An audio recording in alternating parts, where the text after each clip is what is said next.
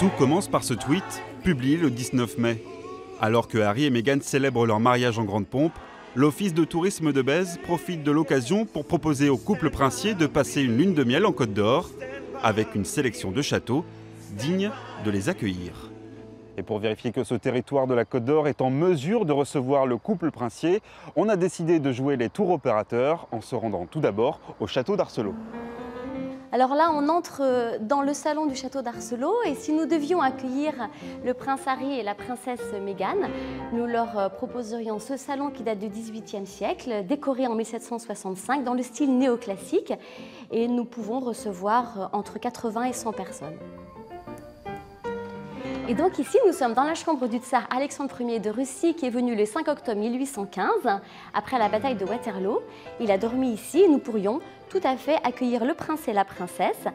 Nous adapterions peut-être quand même la taille du lit pour eux.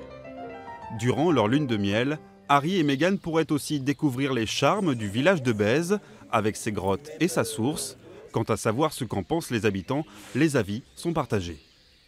Ça nous ferait un bon coup de pub au niveau de l'Angleterre et ça serait sympa. Je pense que ça pourrait faire connaître notre petit village. Bon, je pense pas qu'Harry et puis Meghan viennent sur Bèze. Bon, on ne sait jamais. On a eu pas mal de vedettes quand même.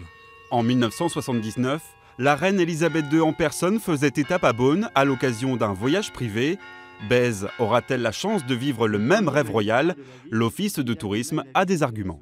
On a un territoire qui est déjà royal puisqu'on a un lien entre le château de Fontaine-Française et la famille Grimaldi. La famille princière de Monaco est venue il y a quelques années justement au château de Fontaine-Française. Donc tout ce qu'il faut pour avoir un séjour princier et royal sur notre territoire. Ces arguments convaincront-ils Harry et Meghan de passer quelques jours en Côte d'Or? Une chose est sûre, l'Office de tourisme du Mirébellois se tient prête pour organiser le séjour princier.